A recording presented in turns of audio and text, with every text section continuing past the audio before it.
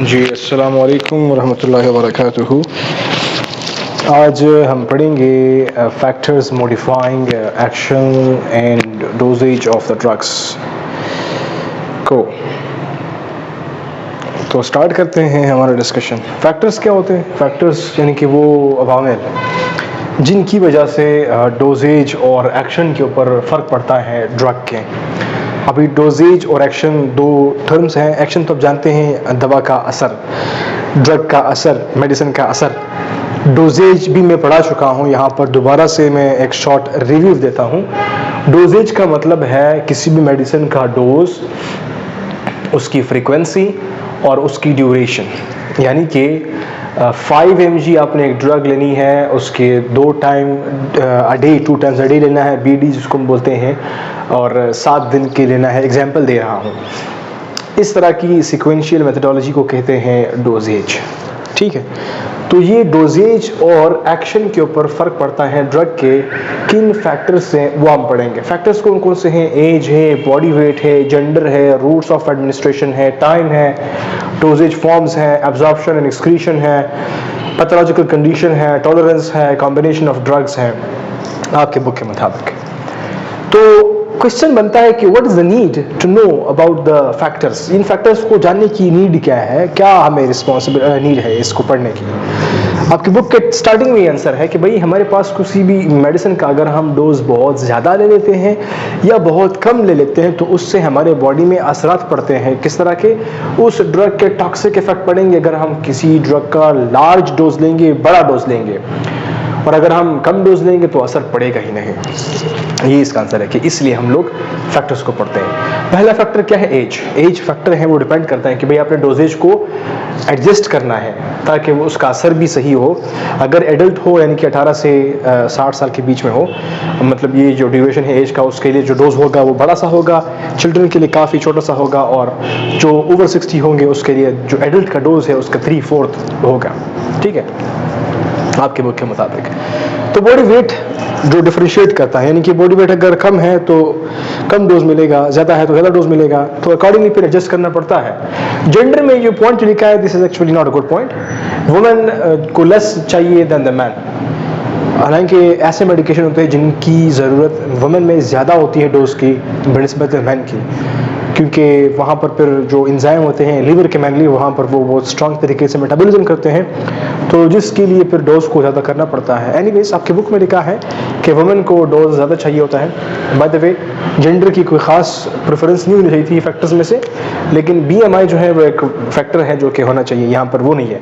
Body mass index के मुताबिक differentiate होना चाहिए। खैर, अलग सा पॉइंट लिखा है, ये सिर्फ उनके लिए जो थोड़ा बहुत जानते हैं। जो नहीं जानते वो सिर्फ आपका बुक का जो पॉइंट है वो याद कर लें for the sake of exams, otherwise ये रॉन्ग है। ठीक है, रूट्स ऑफ एडमिनिस्ट्रेशन क्या है भाई? के ड्रग के जो असरात है और डोज है वो ज़ाहिर सी बात है फ़र्क पड़ता है अगर जिस तरीके से हम लोग मेडिसिन देते हैं।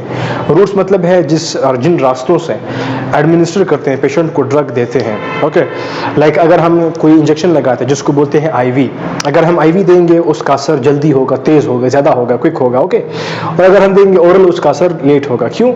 हमको मैंने बताया है पिछले लेक्चर्स में, हमने मेडिसिन लिया, वो जाएगा, एब्जॉर्ब होगा, फिर डिस्ट्रीब्यूट होगा, फिर मेटाबोलाइज होगा, फिर एक्सक्रीट, मतलब जो 4 स्टेप्स होते हैं फार्माकोकाइनेटिक्स के, वो उसने पास करने होते हैं, उसके दौरान उसका काम फिर होता है। तो एक long term time taking process होता है अगर हम ओरली देते हैं, लेकिन अगर हम इंजेक्शन लगाते हैं तो क्विक होता है। तो ये IV रूट है ना, IV रूट जो है वो क्विक एक्शन करता है। तो रूट भी फर्क, रूट का हमने जानना है कि भाई किस रूट से किस मरीज को देना है, तो ये भी एक फैक्टर है जो कि डोजेज और एक्शन को डिफरेंशिएट करता है। और आपको पता है कि हमने रूट्स ऑफ एडमिनिस्ट्रेशन के हवाले से एक लेक्चर पढ़ा है पहले लेक्चर्स में। टाइम ऑफ एडमिनिस्ट्रेशन भी बताई, आपने देखना भी है कि भाई बंदे ने कुछ खाया है कि नहीं खाया, कुछ पिया है कि नहीं। अगर खाया है तो ये मेडिसिन जो मैं दे रहा हूँ या ये मेडिसिन उस खाने के साथ इंटरेक्ट तो नहीं कर रहा, ये मेडिसिन खाली पेट खानी है या फिर कुछ खा के खानी है।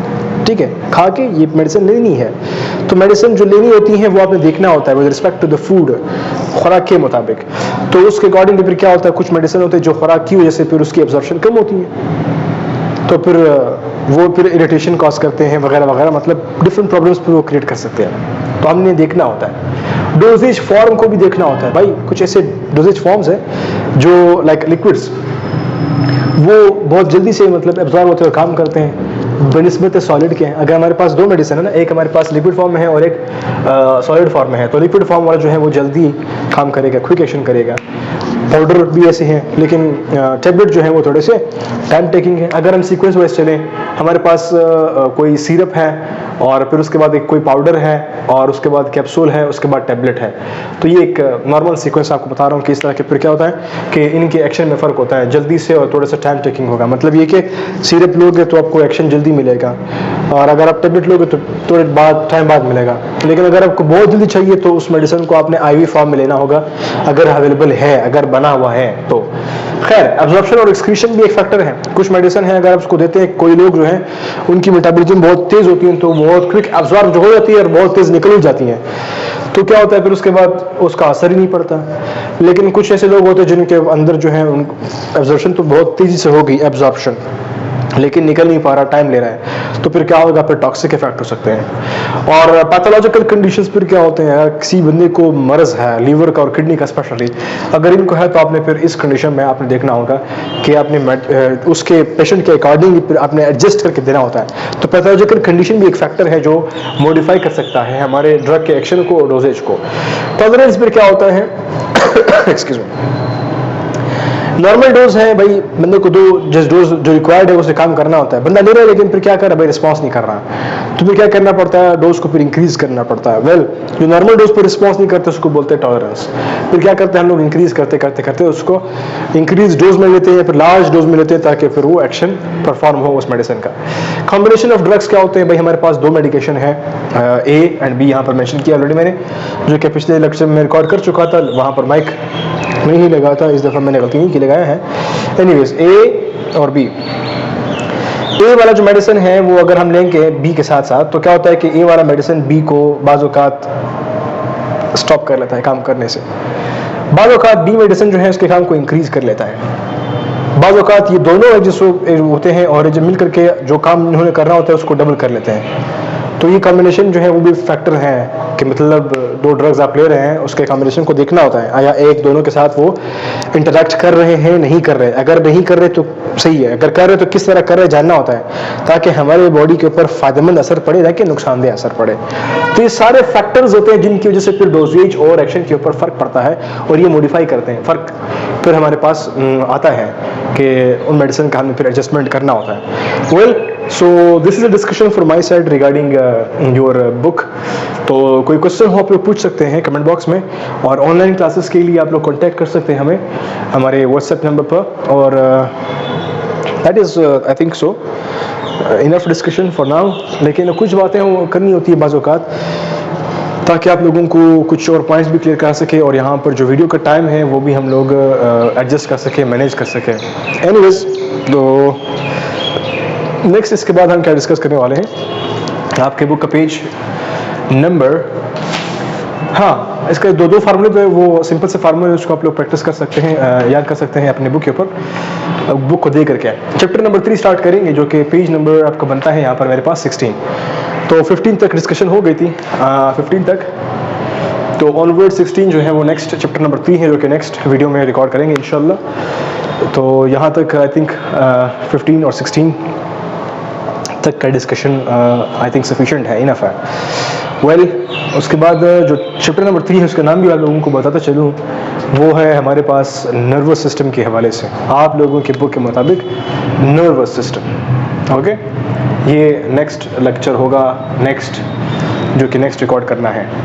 तो इससे पहले हम जो रिकॉर्ड कर चुके हैं वो आप प्लेलिस्ट में जा करके देख सकते हो, और आपके जो बाकी सब्जेक्ट्स हैं उनकी भी प्लेलिस्ट में बना रहा हूँ और बना भी चुका हूँ, आप लोग देख सकते हैं। और हाँ, कुछ वीडियोस आपको इस चैनल पर नहीं मिल रहा है, तो आपका जो हमारा नेक्स्ट चैनल है जो डॉक्टर UUT लेक्चर्स के नाम से है, वहाँ से आप लोग देख सकते हैं। वैसे भी अगर आपको कोई टॉपिक ढूंढना होता है ना, टॉपिक का नाम लिखिए और फिर उसके बाद मेरा चैनल का नाम लिखिए, तो आपको वीडियोस मिलेंगे इंशाल्लाह। टॉपिक का नाम सपोज कीजिए factors of modifying action of drugs है, तो इसको लिखना है, उसके बाद आपने लिखना है बाय डॉक्टर UUT।